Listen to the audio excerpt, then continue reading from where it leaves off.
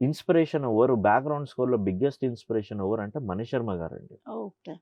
తన background score is out standing. Songs ఎట్లా మనందరికీ ఇష్టం తన సాంగ్స్, కానీ background score I think is మన తెలుగు ఇండస్ట్రీలో తనకి మించి కొట్టే బ్యాక్గ్రౌండ్ స్కోర్ ప్లేయర్స్ అంత ఇంటలెక్చువల్గా లేరు. ఓకే.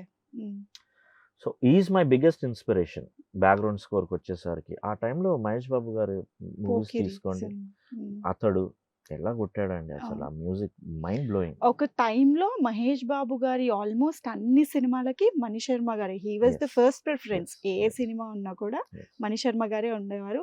అయితే అప్పట్లో కూడా మనకి మ్యూజిక్ డైరెక్టర్ ఒకరుంటే బ్యాక్‌గ్రౌండ్ మ్యూజిక్‌కి ఇంకొకరిని కూడా చూసుకునేవాళ్ళు. అవును. బట్ ఆ టైంలో మణిశర్మ గారు ఉన్నారు అనంటే ఇంకెవరు వచ్చేవాళ్ళు గూడా కాదు. అస్సలు. అవును. అంటే తనకి కేపబిలిటీ ఉంది. కేపబిలిటీ తన యెస్. తన స్ట్రెంగ్త్ బ్యాక్గ్రౌండ్ స్కోర్లో is extraordinary. Yes. Yes. So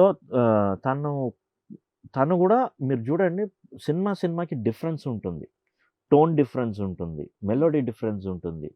ఒక్క దాంట్లో వచ్చింది అదే రెగ్యులర్గా రాదు ఇంకో సినిమాలో. ఓకే. రాదర్ దెన్ మణిశర్మ గారు ఇప్పుడున్న మ్యూజిక్ డైరెక్టర్స్‌లో ఎవరి మ్యూజిక్ ఎక్కువగా వినడానికి ఇష్టపడతారు? ఇప్పుడు ఇప్పుడు ఉన్న అప్కమింగ్ వాళ్ళదా అండి? అప్‌కమింగ్ వాళ్ళది. మ్మ్, హేషం చాలా బాగా చేస్తున్నాడండి. వావ్! అండ్ భీమ్స్ గారు కూడా చాలా బాగా చేస్తున్నాడు. తనది ఒక డిఫరెంట్ జానరా, మంచి ఫోక్ సాంగ్స్ చేస్తాడు. అండ్ వివేక్ సాగర్ మ్యూజిక్ కూడా నాకు వివేక్ చాలా సాగర్. ఇష్టం యెస్. అండి. తను కొన్ని సాంగ్స్ చాలా బాగుంటాయి.